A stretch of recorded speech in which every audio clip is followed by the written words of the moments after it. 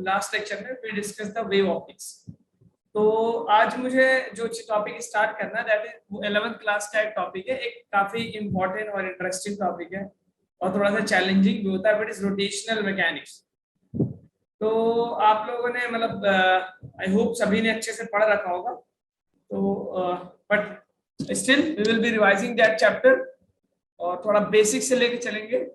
और जो उसमें क्वेश्चंस पूछे जाते हैं आपके एग्जाम में, प्रीवियस ईयर एग्जाम में, आपके जेईई मेंस वगैरह में एक आध प्रॉब्लम या जो भी प्रॉब्लम्स जितने हम कर पाएंगे एडवांस के भी, वो भी हम कंसीडर करेंगे।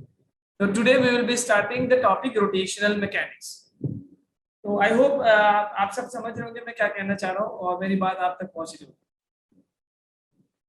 जी बताइए। Yes yes sir. ठीक है, तो ये टॉपिक आपको ये सुन करके आज हम रोटेशनल मैकेनिक्स स्टार्ट करेंगे।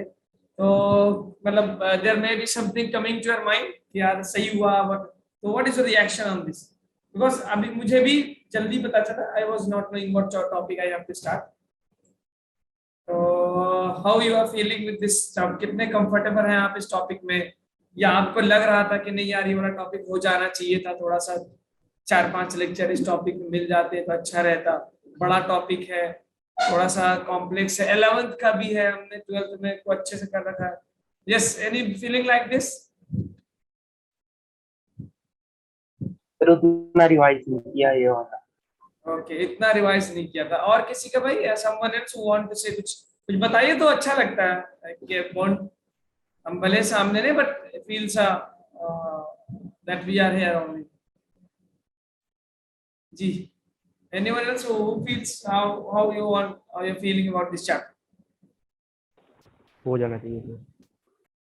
अच्छा हो जाए, चलिए ठीक है। तो let me start the class. तो मैं जो सबसे पहला टॉपिक, इसमें दो टॉपिक हम स्टार्ट करेंगे, हम कैटेगराइज कर सकते हैं। लास्ट में सबसे इंपॉर्टेंट टॉपिक जो होता है वो रोलिंग मोशन होता है।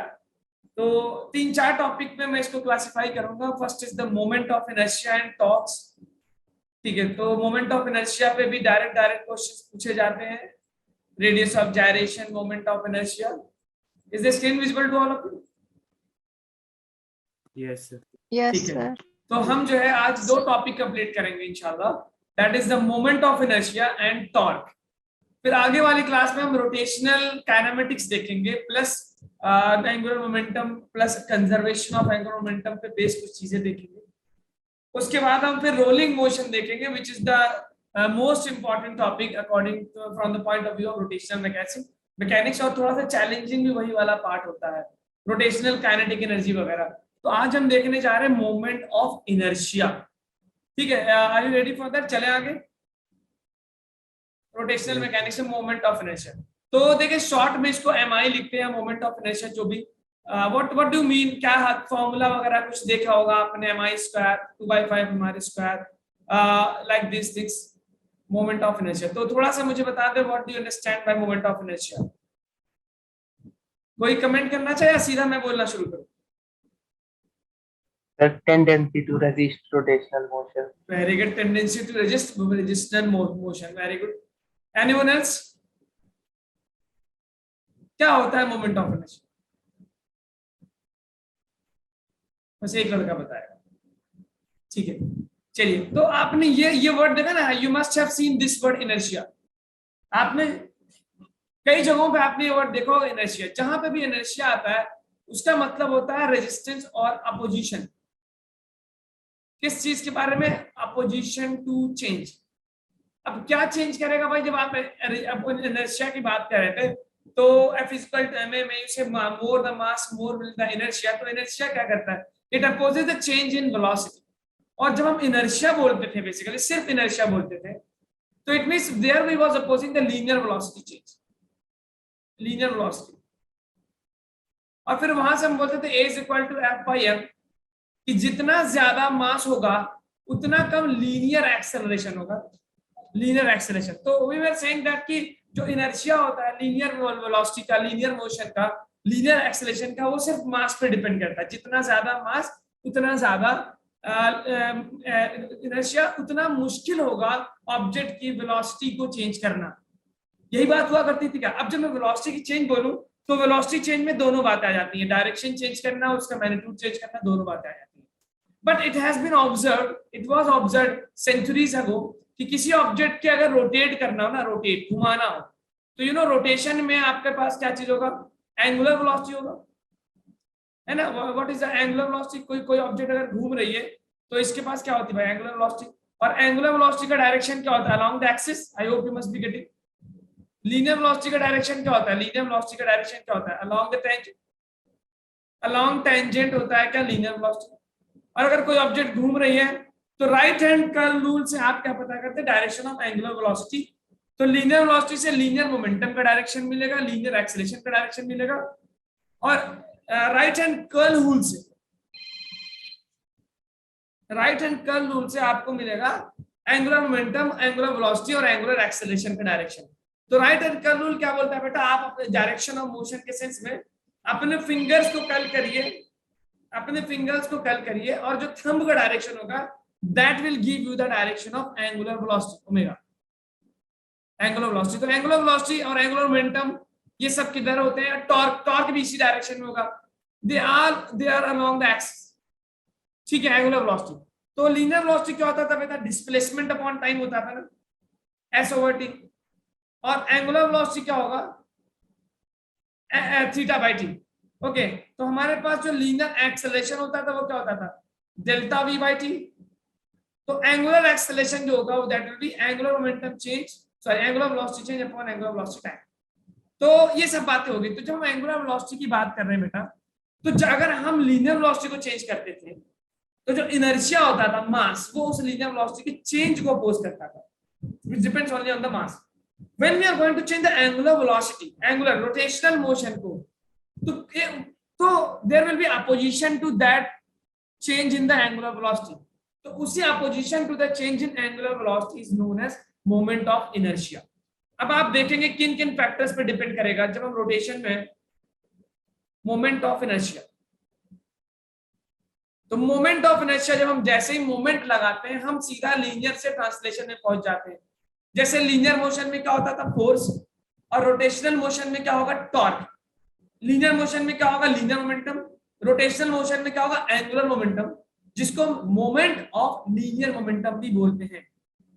तो ये जो मोमेंट ऑफ का वर्ड होता है that is used for rotational motion, जब कोई चीज घूम रही होगी।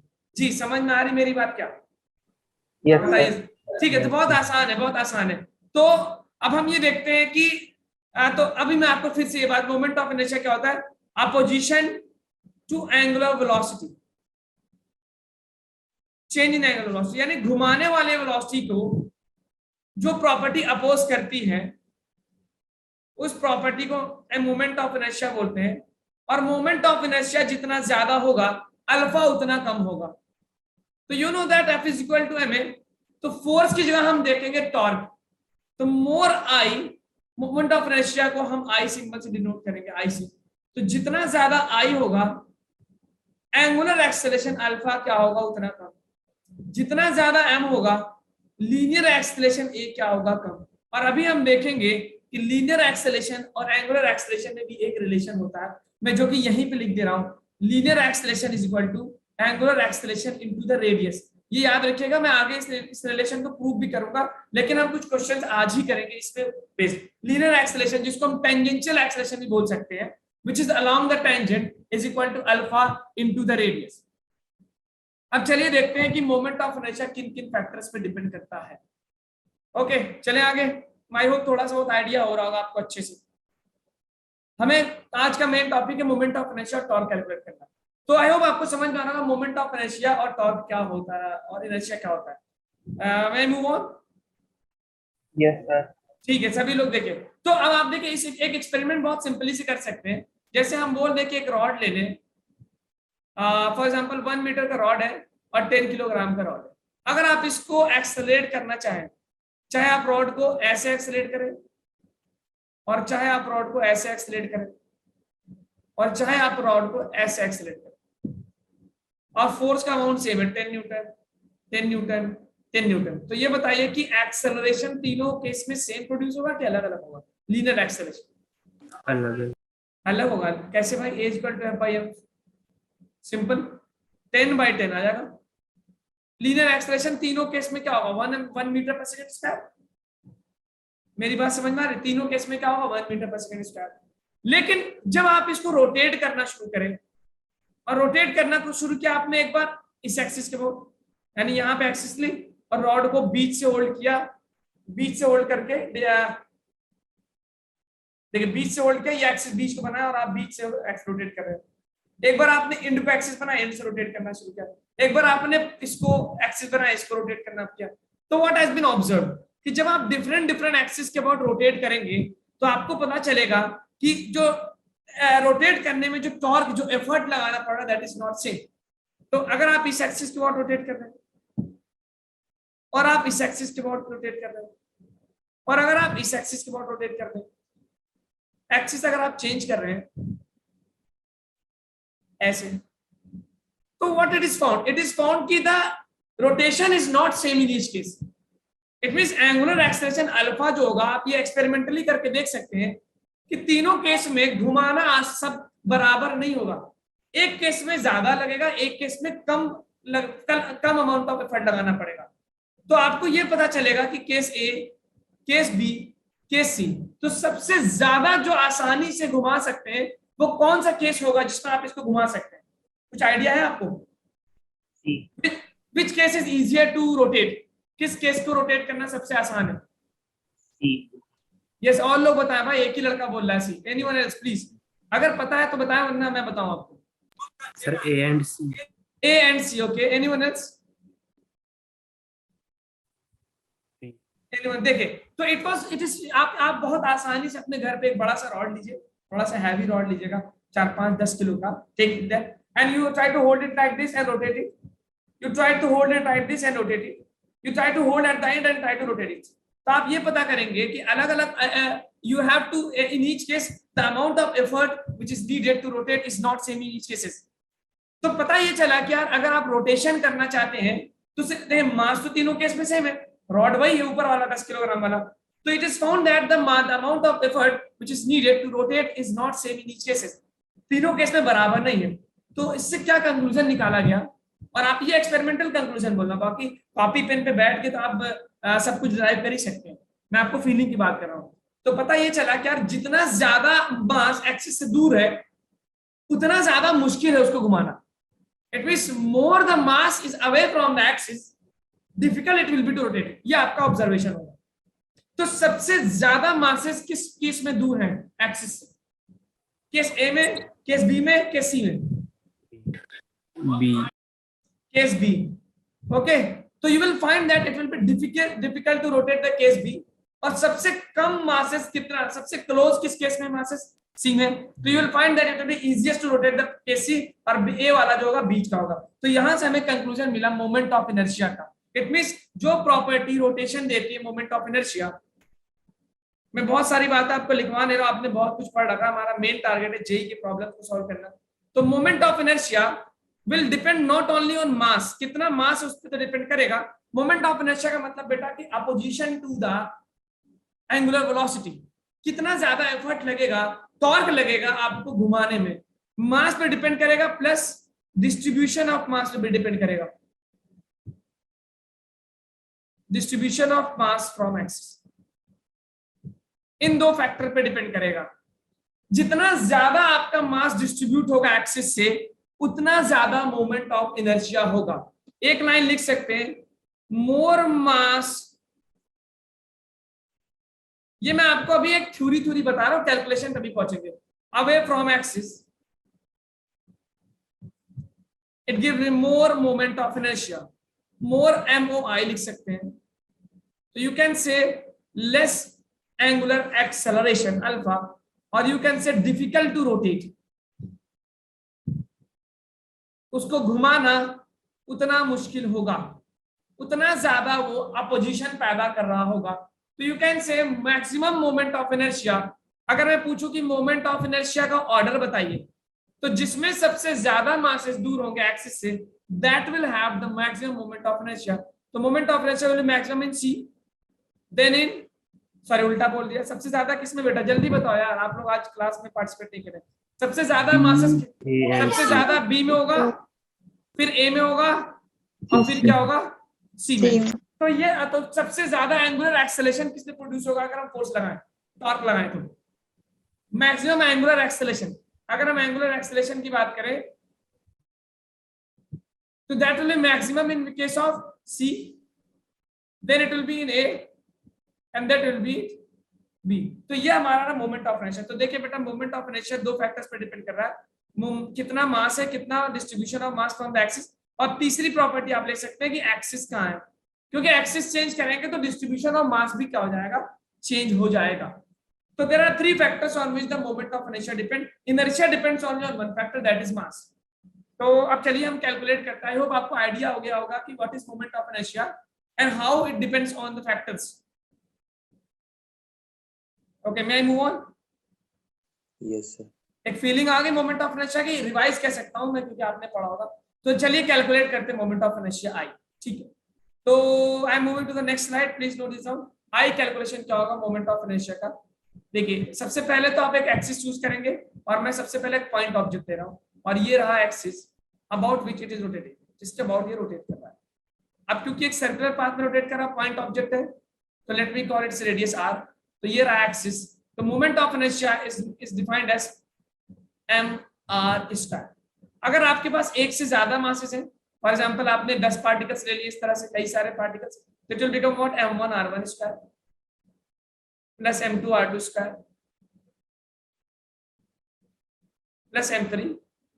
ये सारा है कब, जब पॉइंट मास होगा mr²। अगर आपके पास कोई कंटिन्यूअस रॉड बॉडी आ गई, फॉर एग्जांपल ये तो किसके लिए हो गया, पॉइंट ऑब्जेक्ट्स के लिए। अगर पॉइंट ऑब्जेक्ट्स हैं तो आप सिंपल ऐसे निकालेंगे, अभी मैं आपको दिखाऊंगा। अगर आपने कोई कंटिन्यूअस ऑब्जेक्ट ले लिया और ये आपने बना दिया क्या एक्सिस, तो अब आपका देखिए हर पॉइंट का इसमें तो इनफाइनाइट नंबर ऑफ पॉइंट्स होंगे। एक पॉइंट यहाँ होगा, एक पॉइंट यहाँ होगा, एक पॉइंट यहाँ होगा, और हर पॉइंट का डिस्टेंस अलग होगा।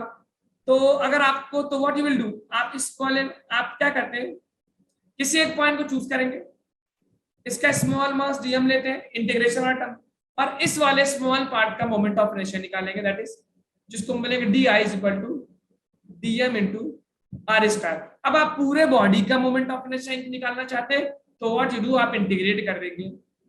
तो इंटीग्रेशन करने के बाद आपको मोमेंट ऑफ इनर्शिया मिल जाएगा, which I am going to get I is equal to dm r²। तो ये दो फॉर्मूले हैं जिस पे हम कैलकुलेट करेंगे। तो m1² m1r² m2r², ये लगता है बेटा जब आपका डिस्क्रीट बॉडीज हो, पॉइंट ऑब्जेक्ट होते हैं, और अगर कंटिन्यूअस ऑब्जेक्ट है तो that will give me dm into r²। ठीक है, ये तो बहुत सिंपल सी बात है। I hope you are getting this integration. अब आप चलते हैं हम आपको, क्योंकि हमें आज दोनों टॉपिक कंप्लीट करना है। तो let us come and let us derive some moment of inertia of any object. कैसे, ये फॉर्मूला हम यूज करेंगे dm r²। चलिए सबसे पहले हम डिराइव करते हैं मोमेंट ऑफ इनर्शिया एक रॉड का। More will be the distance from the axis, जितना ज्यादा एक्सिस से मासेस होंगे उतना ज्यादा मोमेंट ऑफ इनर्शिया होगा, उतना ज्यादा डिफिकल्ट होगा उसको रोटेट करना, और एंगुलर एक्सेलरेशन उतना कम होगा। चलिए मैं मूव ऑन। अब एक रॉड लेता हूं मैं, एक रॉड के इंड पे आपने एक एक्सिस बनाया। अब आपसे पूछो इसका मास m है और लेंथ l है, बताइए मोमेंट ऑफ इनर्शिया। तो हो सकता है बहुत सारे लोगों को याद होगा कितना आता है मोमेंट ऑफ इनर्शिया, अगर इसको घुमाएंगे आप इसके बहुत, ml² कुछ आता है, एनीवन नोज द फॉर्मूला, किसी को पता है? मैं, anyone please tell me, yes और नो भी बोल दीजिए कि सर नहीं पता, ये भी बता से बोल सकते हैं कि सर नहीं याद है, भूल गए, स्किप हो गया। अगर एक रॉड को रोटेट करें अबाउट इट्स एक्सिस तो what will be the moment of inertia.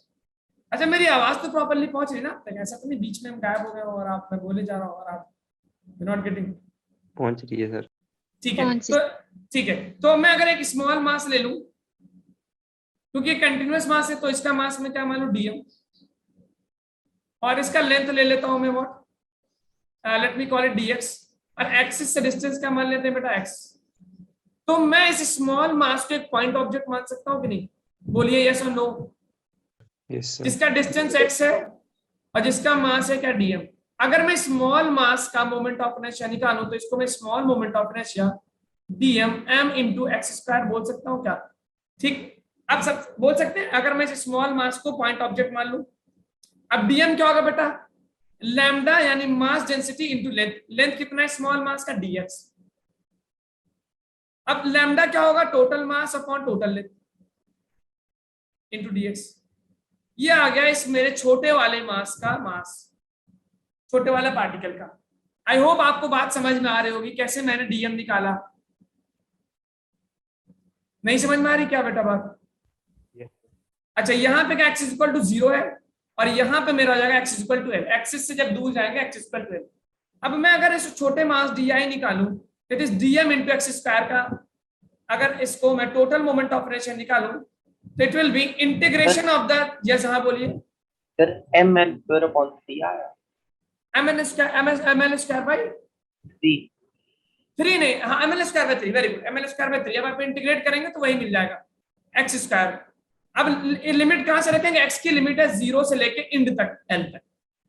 तो dm की वैल्यू रखे बेटा, कहां है? dm की वैल्यू है m upon l into dx into x square. इसको इंटीग्रेट करिए 0 से l, m बाई l बाहर आ गया बेटा, ब्रैकेट में आ गया एक्स स्क्वायर dx, 0 से l तक किया।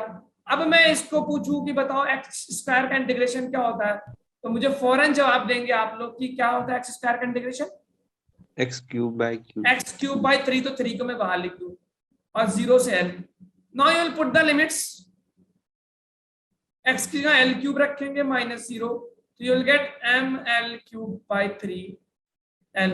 एक l से l गया, you will gate ml square by 3। तो ये मोमेंट ऑफ इनर्शिया आ गया रॉड का about it's and, about it's and. नहीं समझ में आ रही बात लग रहा है? Very simple. पहले मैंने एक स्मॉल एलिमेंट लिया, उसको पॉइंट ऑब्जेक्ट माना, पॉइंट ऑब्जेक्ट मान के mx स्क्वायर से मैंने इंटीग्रेशन निकाला, फिर टोटल के लिए मैंने इंटीग्रेट किया, तो मुझे मिला रॉड का इंड के about moment of inertia ml square by 3। अगर इसी रॉड को मैं इसके सेंटर ऑफ मास के अबाउट निकालू मोमेंट ऑफ इनर्शिया बेटा, तो आप बताइए मुझे क्या लगता है आपको, ml स्क्वायर बाई 3 से ज्यादा आना चाहिए या ml स्क्वायर बाई 3 से कम आना चाहिए? कम। क्या लगता है कि मोमेंट ऑफ इनर्शिया बढ़ना चाहिए या घटना चाहिए? टोटल मास वही है, टोटल लेंथ वही है, जल्दी बताइए, हमें जेईई में इसके प्रॉब्लम भी करने हैं। कम। कम आना चाहिए। क्यों बेटा कम आना चाहिए? यस, क्यों कम आना चाहिए?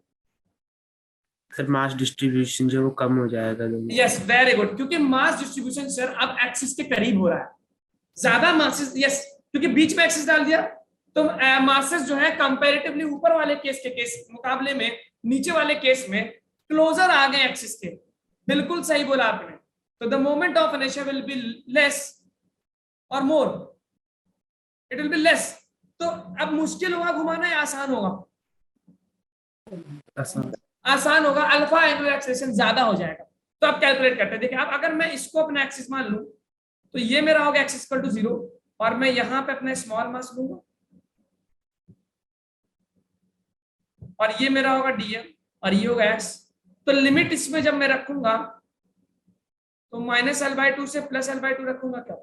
बताइए जरा, बताइए।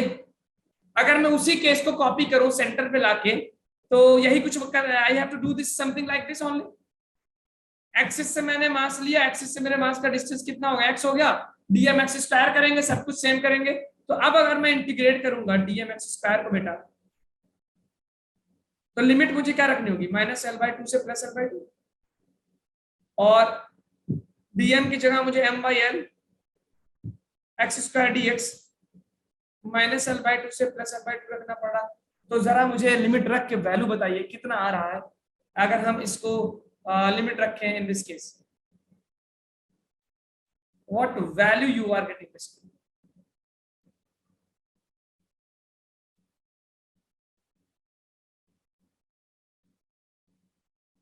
बोलिए क्या वैल्यू आ रही है? तो आप जो है m by l ml square 12 मिल रहा होगा। Very good, ml square by 12 आता है, तो ये आपको पता भी होना चाहिए। लिमिट करूंगा मैं, इसको इंटीग्रेट करूंगा बेटा, तो 3 ब्रैकेट में आ जाएगा x cube minus l by 2 से प्लस l बाई 2। लिमिट रखूंगा मैं तो पहले मुझे l क्यूब बाई 8, सॉरी 2 दूना 4 दूना 8 फिर minus how much, minus minus plus हो Plus. जाएगा क्या, माइनस करेंगे एल का क्यूब करेंगे प्लस हो जाएगा ना, एल क्यूब बाई 8। तो how much you are getting, L cube by 8, L cube by 8 बन जाएगा एल क्यूब बाई 4, MS. मुझे मिलेगा m by 3l into L cube by 4। तो I am finally going to get ml square by 12। याद रखिएगा, तो एक rod का मोमेंट ऑफ इनर्शिया मैंने एक केस डिराइव कराया है, बाकी केस में डायरेक्ट लिखने जा रहा हूं। ओके बेटा, एक रॉड का मैंने आपको प्रोसेस बता दिया। अब जेई में प्रॉब्लम एक पूछा गया है, ये तो यूनिफॉर्म रॉड था बेटा, जल्दी बताइए समझ में आया डेरिवेशन की नहीं, tell me fast. Yes. Yes. ml square by 3 आ रहा है, ml स्क्वायर बाय 12 आप देख सकते हैं एक्सिस के अबाउट। अच्छा, अगर मैं यही चीज, जल्दी मुझे बताइए कि what will be the answer अगर मैं आपके पास ये केस बताऊं।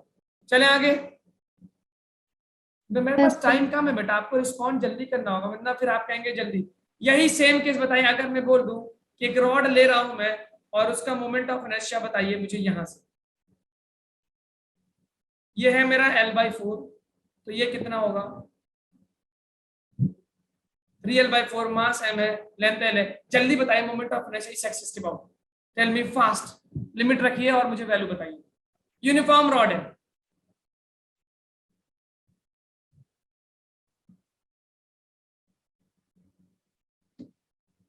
इंटीग्रेशन का प्रोसेस सेम होगा, स्मॉल एलिमेंट लेंगे, इंटीग्रेट करेंगे, लिमिट रखेंगे, एक्सिस पे एक्सिस इक्वल टू 0 मान लिया जाता है। स्मॉल एलिमेंट लेंगे, यहाँ पे एलिमेंट का डिस्टेंस x मानेंगे, इसका मास dm मानेंगे, सेम प्रोसेस करके मुझे वैल्यू बताइए कितना आ रहा, how much you are getting. अगर मैं एक्सिस को यहां रख दूं l/4 और l3l/4, so what will be the moment of inertia of this rod now, कितना ml स्क्वायर आ रहा है, how many ml squares,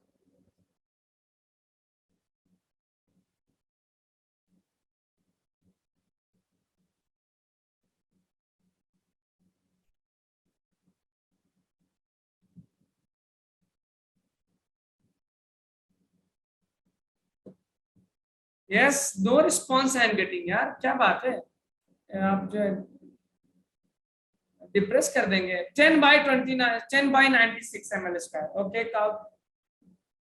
JEE का एग्जाम आप देने जा रहे हो अभी 2 महीने बाद, अगर आपका डेट चेंज ना हुआ तो अभी तक आप दे चुके होते हैं। You have to be very responsive.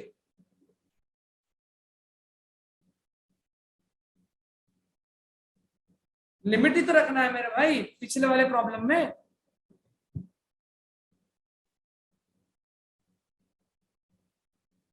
क्या लैगिंग हो रही क्या मेरी आवाज में? यस काब, नो सर। लैगिंग नहीं हो रही ना, बिल्कुल प्रॉपर पहुंच रही ना?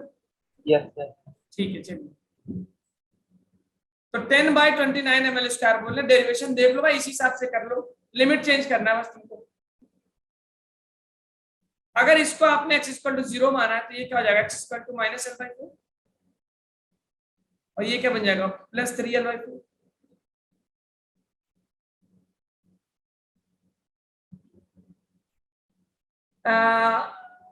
It is coming out to be, ठीक है। चलिए मैं करता हूँ, 2 आंसर मिलने मुझे, यार बड़ा अफसोस हो रहा है। 34 स्टूडेंट्स में से ओनली 2 आंसर, 34 है, चलो 2-3 पार्टिसिपेंट्स एडमिन मान लेते हैं।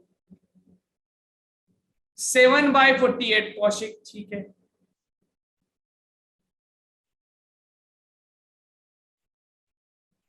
देखते हैं अलग अलग आंसर आ रहे हैं, तो प्रोसेस सेम करेंगे बेटा, क्या dm x square, point object का mx स्क्वायर, कंटिन्यूअस ऑब्जेक्ट का इंटीग्रेट करेंगे dm x स्क्वायर, लिमिट आप रख रहे होंगे l/4 से 3l/4। Are you doing the same thing बेटा? Yes. ठीक है, dm की जगह मैंने आप में रखा होगा m/l dx into x square. यार मैथ्स के स्टूडेंट हो के आप जो है इंटीग्रेशन में इतना टाइम लोगे, कैसे काम चलेगा?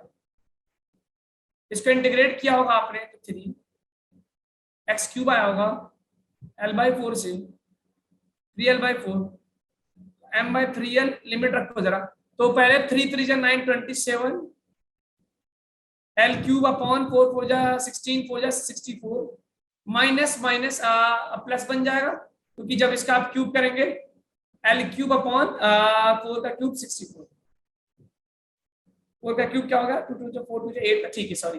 तो मुझे मिल गया m/3l, 64 कॉमन ले लिया बेस को, और 27 + 8 88 L क्यूब मिल गया। कुछ कॉमन दिख रहा है क्या? 4 से कर सकते हैं कॉमन हम। चलो एक और सवाल आ गया, my mike is not responding so I got answer. ठीक है, आप चैट बॉक्स में लिख सकते हैं। तो 4 7 टाइम्स, 58. हाँ very good, and 4 you can से दिस 16 टाइम्स। तो 7/16 3 जा 48, तो 7ml², एक l से l क्यूब बनेगा तो l क्यूब बाय l² बन जाएगा, और 16 × 3 48। यस, मेरा आंसर ये आ रहा है, देखिए सही किया क्या मैंने? Yes. 7ml²/48 is the answer. इसी तरह वो कुछ भी दे सकता है आपको, और आपको निकालना होगा एक्स। ठीक है, चलें आगे। Yes, sir. तो आप इस तरह इंटीग्रेट कर सकते हैं। अब ये अगर एक केस में कराऊंगा आपको नॉन यूनिफॉर्म रॉड का, एक केस करेंगे हम नॉन यूनिफॉर्म रॉड का। आगे बढ़े? Yes, sir. ठीक है, देखिए no you just I hope you must have noted down. Non uniform rod का एक केस करते हैं, और फिर हम आपको रटा रटाया फॉर्मूला देंगे नॉन यूनिफॉर्म रॉड का। बेटा नॉन यूनिफॉर्म रॉड,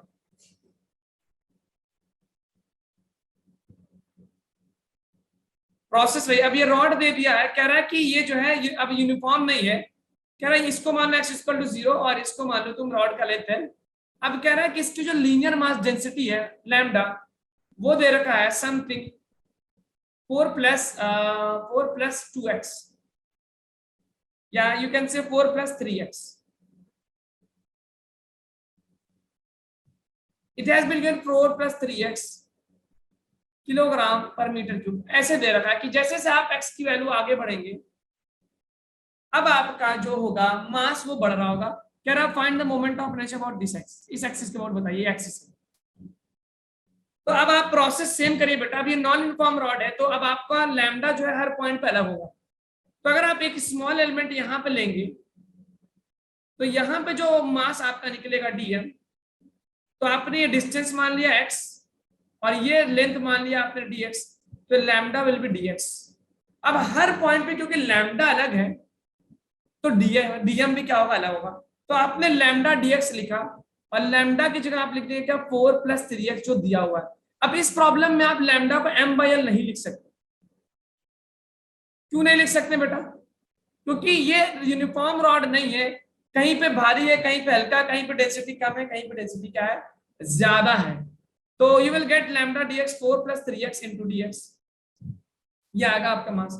अब आप बेसिकली सेम प्रोसेस करिए, इंटीग्रेट करिए dmx², x = 0 से लेके l तक, और dm की वैल्यू मुझे दे रखी है। बिल्कुल सेम प्रोसेस है बेटा, बस लैम्डा अलग तरीके से लिखा गया है, लैम्डा अलग तरीके से लिखा गया है, dx × x²। आप x² को अंदर ले जाइए, 3x ये बन जाएगा आपके पास, you will get 3x³ dx 0 से l तक। चलिए जल्दी से इसको आप इसका can you integrate this part, क्या आप इसको इंटीग्रेट कर सकते हैं? और इंटीग्रेट करके लिमिट रख सकते हैं क्या? अगर नॉन यूनिफॉर्म रॉड दिया होगा तो कुछ इस तरह से आप करेंगे। ओके,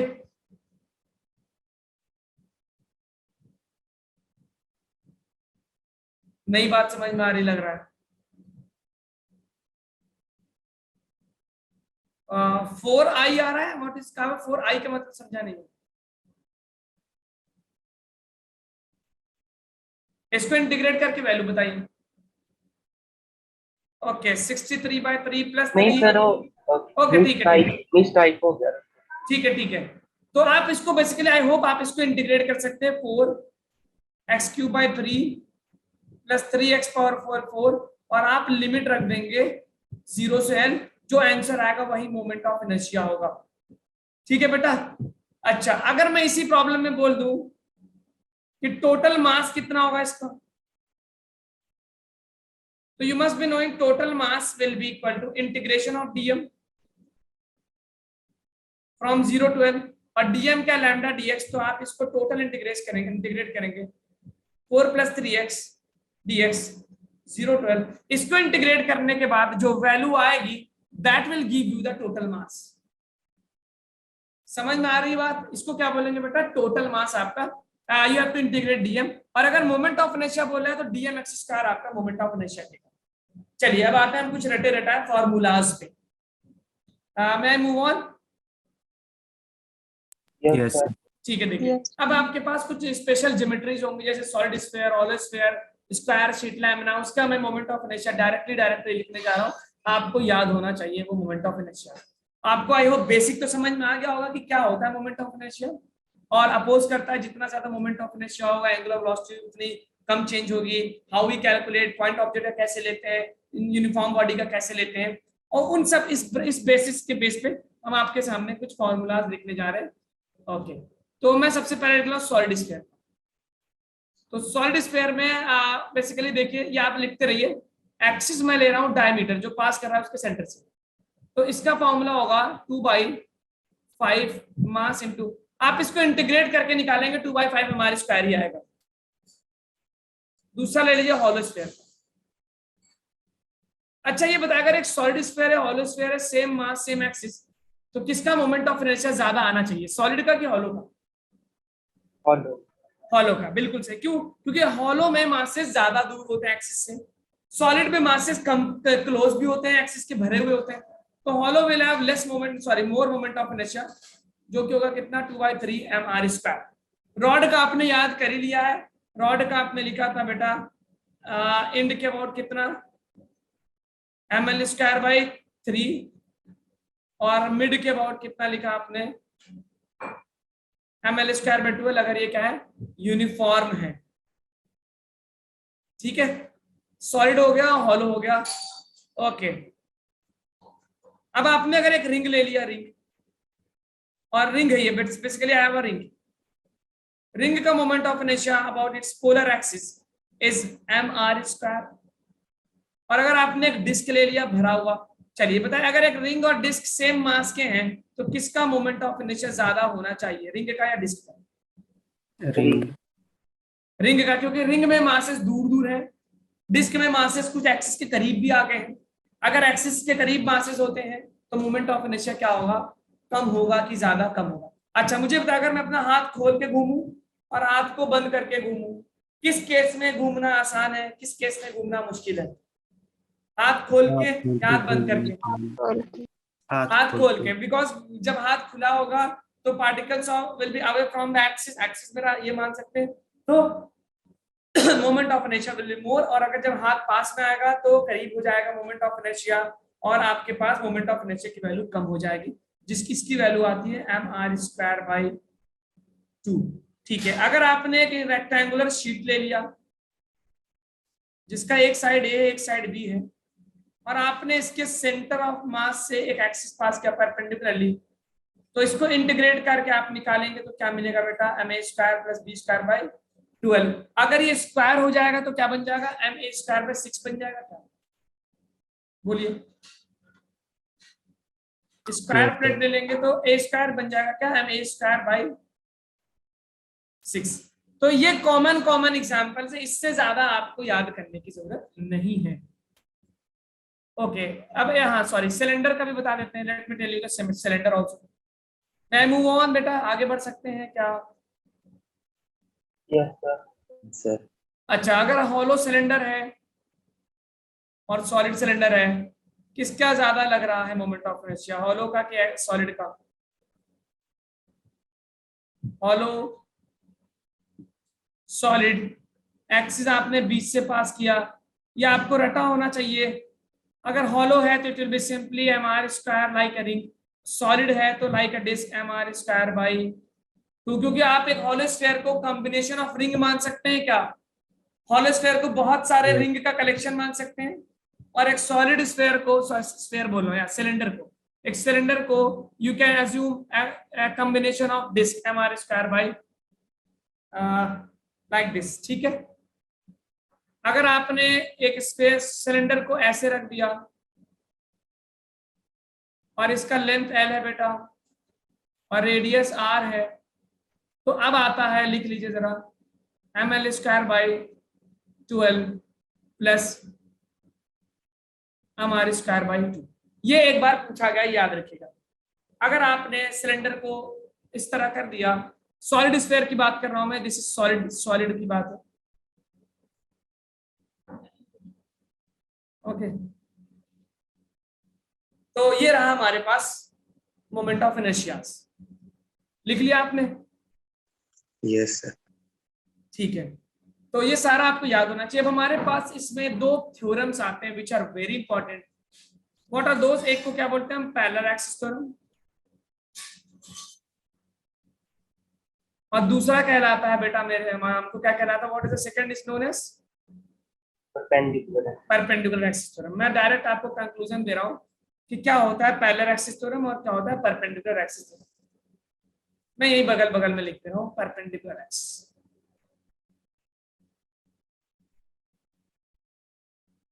देखिए पैरेलल एक्सिस में क्या होता है, सबसे पहले ये किसी भी बॉडी के लिए लगाया जा सकता है, और ये वाला जो है सिर्फ प्लेनर बॉडी के लिए लगाया जा सकता है।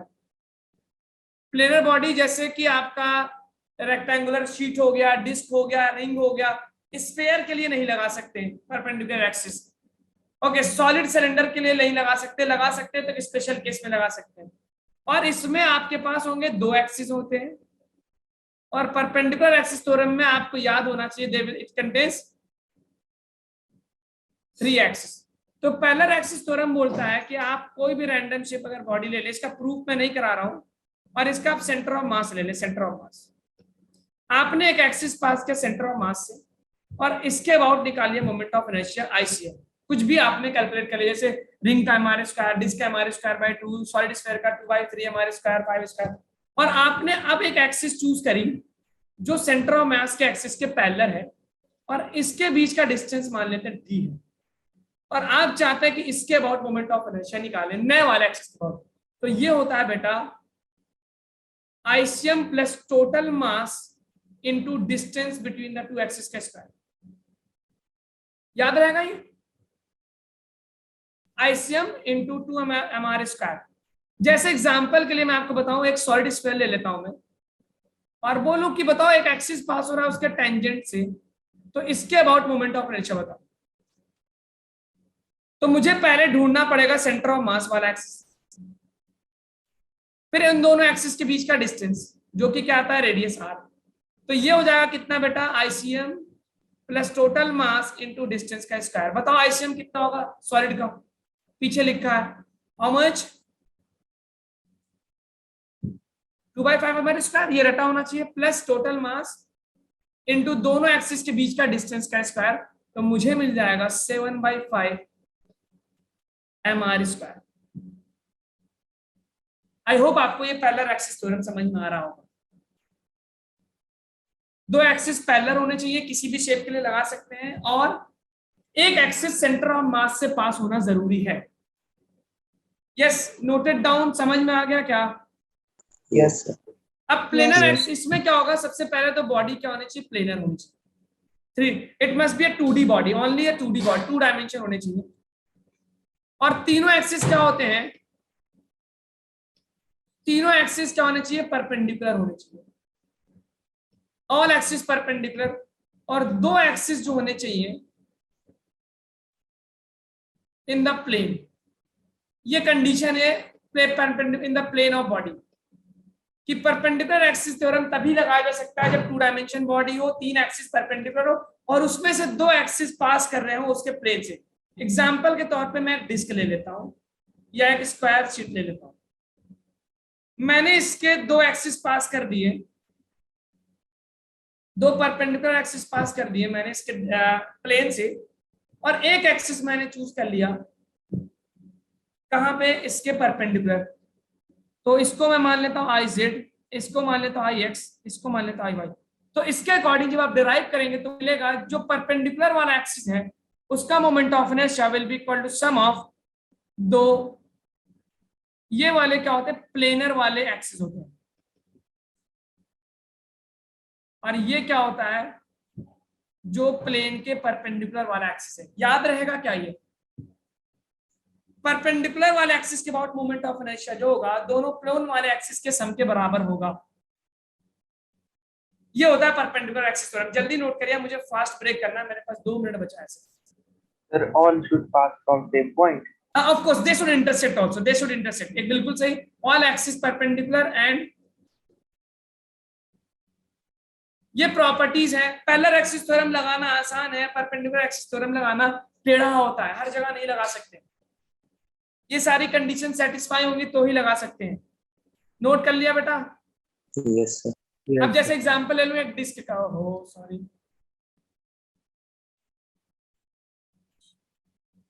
6:52 पे मुझे फास्ट ब्रेक करना है।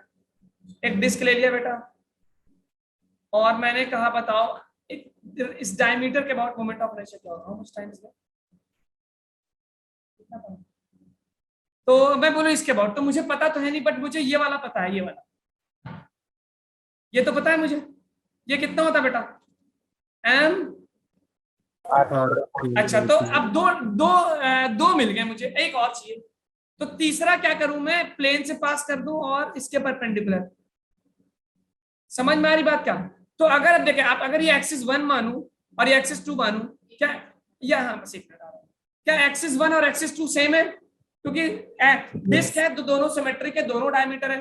तो कैन आई से the moment of inertia about 1 and 2 will be same, because ये क्या है, डायमीटर है बेटा। तो मैं इसको मान लेता हूं, तो क्या मैं आई परपेंडिकुलर वाला जो होगा वो दोनों प्लेन वाले सम के बराबर होगा क्या? परपेंडिकुलर वाला आ गया हमारे स्क्वायर/2, दोनों प्लेन वाले बराबर हैं, तो मैं इसको 2i1 लिख सकता हूं। तो i1 will be equal to mr²/4। It means moment of inertia of the disc about diameter कितना होगा बेटा, mr²/4। अबाउट अब परपेंडिकुलर एक्सिस कितना होगा, m²/4। अगर अब मैं आपको कह रहा हूं, बताओ एक डिस्क है, एक डिस्क के बताओ मोमेंट ऑफ इनर्शिया, मैं जा रहा हूं, एक डिस्क है, एक एक्सिस पास हो रही है यहां से और एक एक्सिस पास हो रही है यहां से, ऐसे दोनों के अबाउट मोमेंट ऑफ इनर्शिया बताइए। मैं आपसे मिलता हूं 5 मिनट।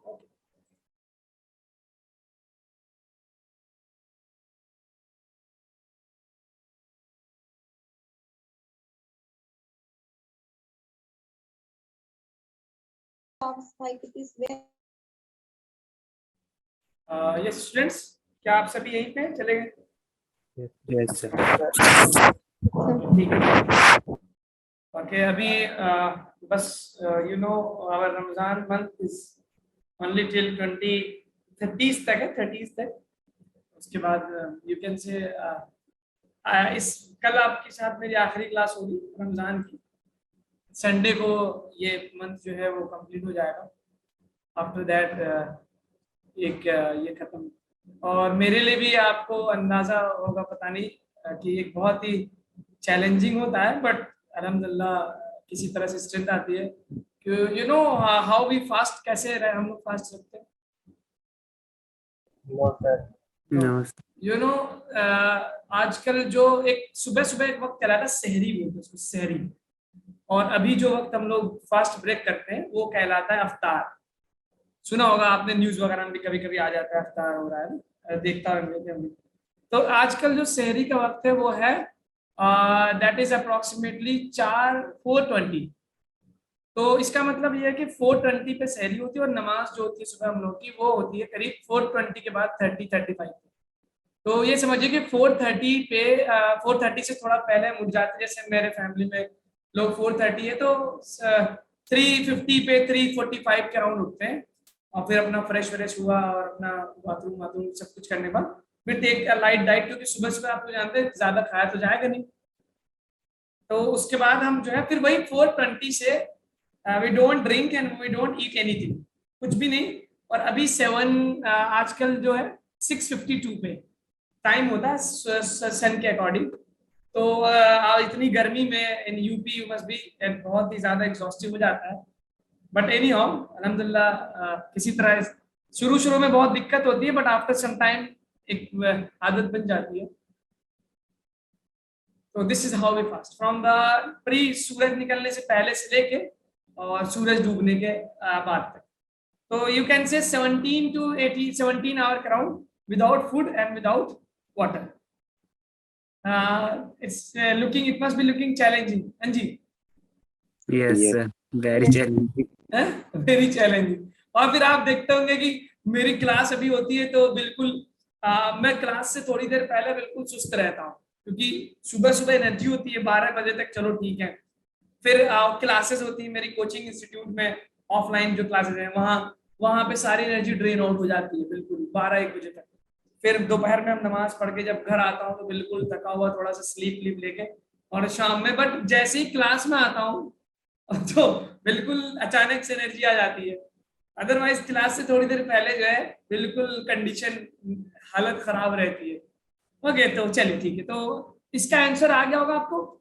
3/2 mr². ठीक है, हाँ देखिए चलिए. तो basically what we are going to do, अब हम इसके बाद सीधा आएंगे प्रॉब्लम्स पे. हाउ वी, तो पैरेलल एक्सिस थ्योरम और परपेंडिकुलर एक्सिस थ्योरम, ये दो थ्योरम से which are very important for. तो आपको पहचानना होगा कब पैरेलल लगाना है, कब परपेंडिकुलर लगाना है. ठीक है, कंडीशन मैंने लिखवा दी. जैसे अब आपने ये कहा पहला ये वाला एक्सिस है, अब इसका तो या तो एक तरीका है मैं डायरेक्ट इंटीग्रेट करके निकालूं, that is not an easy. तो मैं इसके पैरेलल सेंटर ऑफ मास से एक्सिस देखा, ये रहा. अब ये डायमीटर है, बेटा डायमीटर के अक्रॉस मैंने निकाला था कितना, हमारे स्क्वायर 4 निकाला था क्या. Yes. ये रहा, कहाँ गया नीचे डायमीटर कहाँ गया, हाँ ये रहा. डायमीटर क्रॉस कितना है, mr²/4, और जो परपेंडिकुलर उसके क्रॉस कितना होता है, mr²/2. तो ये मुझे याद है, mr²/4. अब ये डिस्टेंस कितना होता है बेटा, r होता है. कौन सा थ्योरम लगा है, पैरेलल या परपेंडिकुलर. Parallel. पैरेलल. तो ये तो मेरे को मिल गया आईसीएम. ये चाहिए I is equal to ICM plus mass into total distance का square, mr²/4 plus mr². That is going to give me 5/4 mr². This is the moment of inertia of a axis parallel to the radius and passing through the tangent. ठीक है. दूसरा क्या दिया मैंने बेटा आपको, ये टेंजेंट से पास होके ये दिया हुआ. अब एक तरीका तो है मैं डायरेक्ट इंटीग्रेट करके निकालूं dmr² करके इस तरह से, या दूसरा तरीका है मैं इसके पैरेलल कुछ ढूंढूं. इसके पैरेलल ये वाला एक्सिस ढूंढ लिया मैंने, ये वाला एक्सिस. अब ये सेंटर ऑफ मास से देखिए, पैरेलल एक्सिस थ्योरम लगाने के लिए एक एक्सिस सीएम से पास होना मस्ट है, और ये डिस्टेंस आ गया r. मुझे पता है कि ये होता है कितना, mr²/2. इसको मान लिया I, that will be equal to ICM plus mr². तो मुझे मिल गया बेटा कितना आ रहा है, ये बताइए जरा, हाउ मच. 3/2. Very good. तो ये तो मैंने डिमॉन्स्ट्रेशन के तौर पे दिया 3/2 mr². ये इलस्ट्रेशन हो गया. अब मैं आपको सीधा लाता हूँ प्रॉब्लम्स पे. चलिए प्रॉब्लम्स. जी हाँ बताइए. सर अगर हम इंटीग्रेट करके निकाले तब इसमें एलिमेंट कैसा लेंगे. हाँ अरे भाई बहुत अच्छा सवाल पूछा. अगर आप इसमें इंटीग्रेट करके निकालें तो एलिमेंट कैसा लेंगे. चलो ऐसा हम बहुत, ये वाला बहुत मुश्किल नहीं है, लेकिन एक चैलेंजिंग इंटीग्रेशन का प्रॉब्लम होगा. दिखाता हूं मैं कैसे लेंगे, एलिमेंट कैसा लेंगे. ये डिस्क मान लेते हैं, ये एक्सिस. अब आप ये देखिए कि लेट मी थोड़ा सा डिस्क की तरह लगना चाहिए. अब ये मान लेते हैं मैं कोई एक, ये हमने मान लिया एलिमेंट. तो अब बेसिकली इसमें हम क्या करते हैं बेटा, अब आप सोचिए कि यहाँ पे जब मैं अलग अलग पॉइंट ले रहा हूं तो इसमें एक रोटेशन, मतलब अलग अलग पॉइंट एक्सिस से अलग अलग डिस्टेंस पे भी आ रहे हैं. फॉर एग्जांपल दिस, यहाँ से कुछ और डिस्टेंस होगा, यहाँ से कुछ और डिस्टेंस होगा, यहाँ से कुछ और डिस्टेंस होगा. ठीक है. तो आपको एक रिलेशन निकालना होगा, और इसका ये होगा dm. ठीक है. तो एंगल के टर्म में भी वो चेंज हो रहा होगा, और डिस्टेंस के टर्म में भी चेंज हो रहा होगा. डिस्टेंस भी चेंज हो रहा है प्लस उसका एंगल भी चेंज हो रहा है from the axis. It will be a challenging problem to integrate such a problem. ये परपेंडिकुलर वाला तो थोड़ा आसान भी है. जब आप ये वाला लेंगे ना, ये तो ये तो बहुत ही खतरनाक हो जाएगा. ओके. तो basically that's why these two theorems are very helpful when we have to find these things. चलिए मैं इस पे टाइम नहीं लगाना चाहता, तो मैं आगे बढ़ता हूँ. ठीक है, चले आगे. Yes sir. ठीक है. अब जैसे हम बोल दें कि एक स्क्वायर के कॉर्नर पे स्क्वायर के कॉर्नर पे 4 पॉइंट मासेस है बेटा, कितने हैं? इस पे क्वेश्चन पूछा जेईई में इसने, 4 पॉइंट मासेस। पॉइंट मास का मतलब उनका अपना कोई साइज नहीं, उनका अपना कोई मोमेंट ऑफ इनर्शिया नहीं है, ऑफ मास m। तो कहना मैं कह रहा हूं कि बताओ what is the moment of inertia for this axis, और ये स्क्वायर है ए, जल्दी बताइए क्या होगा। मैं नंबरिंग कर दूं 0.1 2 3 4, तो 1 और 4 का तो मोमेंट ऑफ इनर्शिया 0 हो जाएगा बेटा, क्योंकि पॉइंट मास है, कोई साइज तो है नहीं। 1 और 4 का तो मोमेंट ऑफ इनर्शिया 0 हो गया, और ये 2 और 3 का बचेगा, तो सिंपल क्या आएगा, I will be equal to 2 into ma square, यही आएगा क्या? बोलिए। Yes sir. ठीक है। अच्छा, अगर मैं एक्सिस यहां से पास कर दूं, डॉट का मतलब क्या, एक्सिस बाहर आ रही है।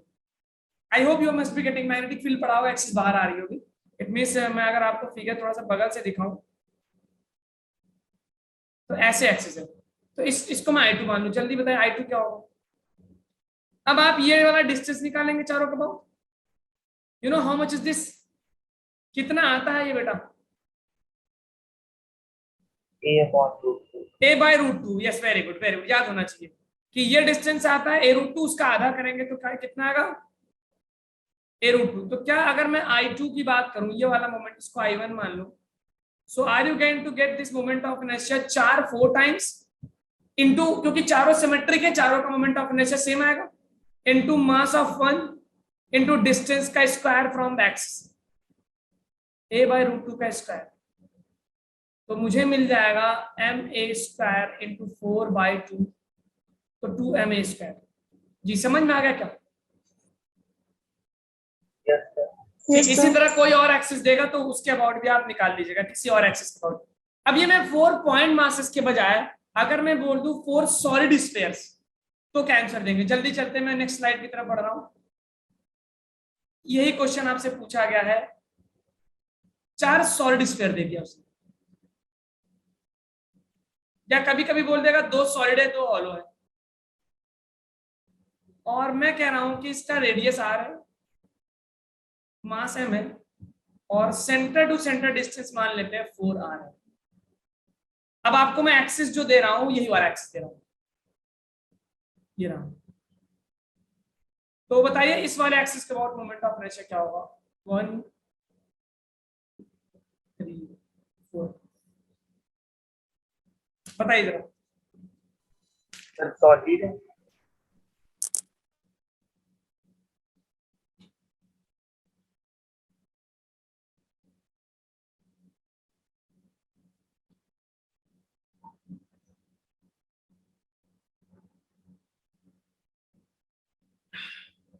सर सॉलिड स्फीयर है।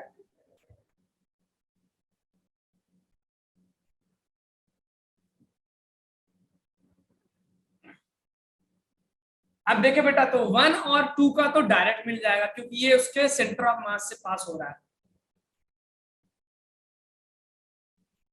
ठीक है, so that I will get directly moment of 1x, moment of inertia of 2 का, मोमेंट ऑफ इनर्शिया 3 का, प्लस मोमेंट ऑफ इनर्शिया 4 का।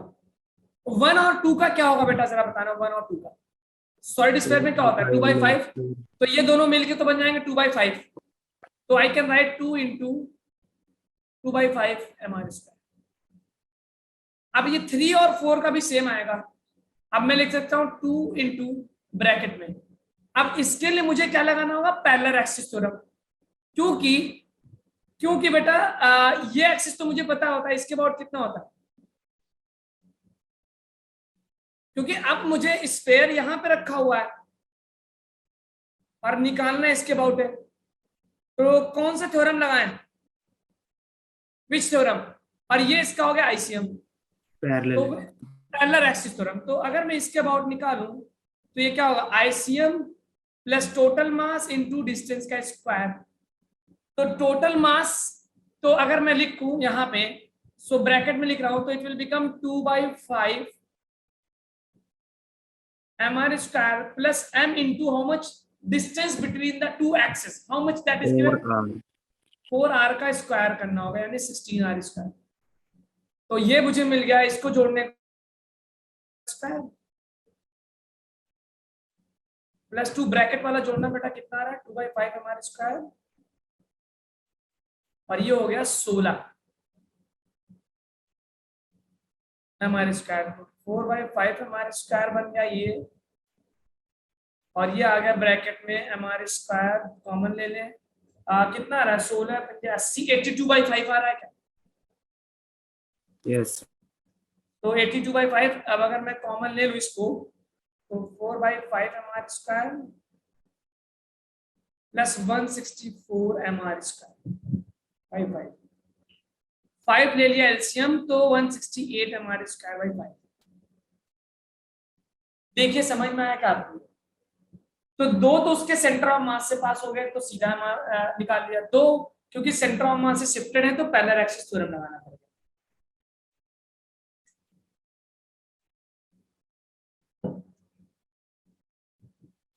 ठीक है, मैं मूव ऑन बेटा, चल सकते हैं आगे? Yes sir. चलिए अब मेरे पास जो भी टाइम बचा है हम प्रीवियस एग्जाम के क्वेश्चंस करेंगे।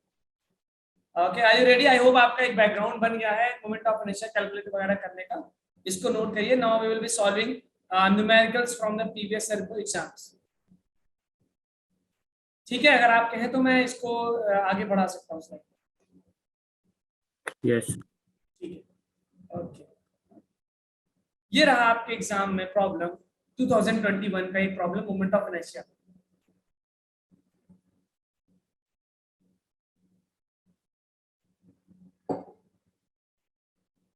ट्वेंटी 21 में this problem was asked about the moment of inertia.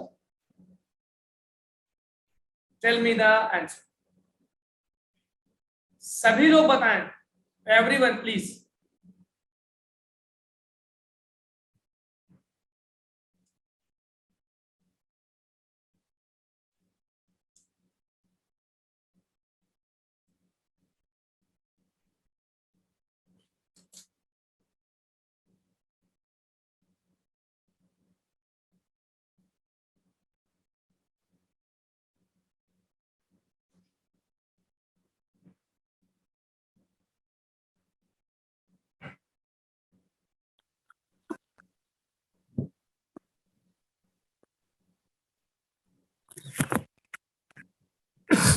Axis जो है parallel to the plane of square है।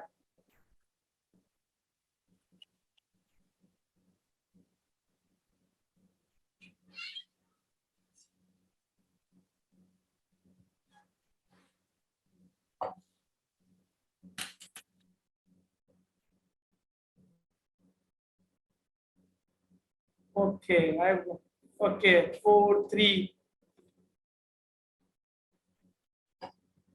3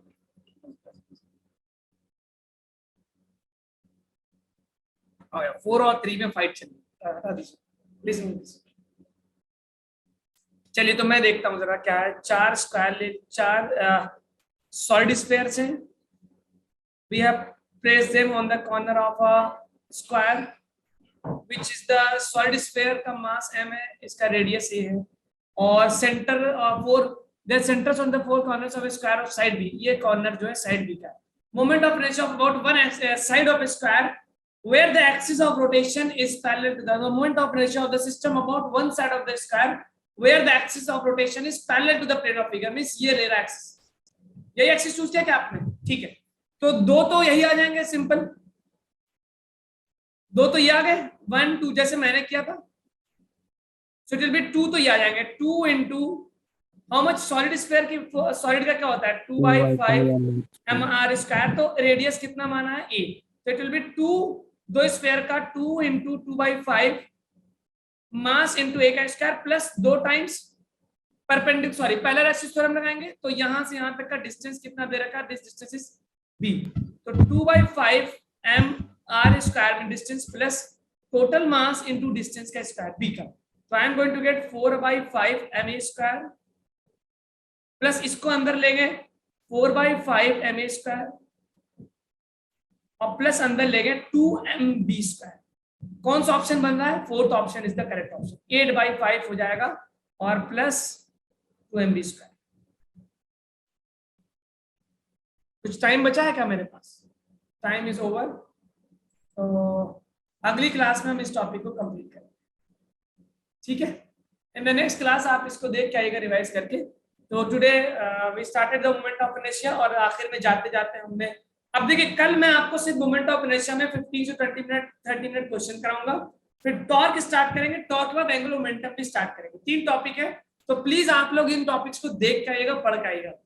मोमेंट ऑफ इनर्शिया पे क्वेश्चन देख के आइएगा ताकि आप जल्दी से कर सके। We will discuss previous year problem, torque पे और प्लस एंगुलर मोमेंटम। तो ठीक है, we will meet in the next class. Thank you, sir. Okay okay, thank you. Good evening sir. मिलते हैं अगली क्लास में। All the best, good evening.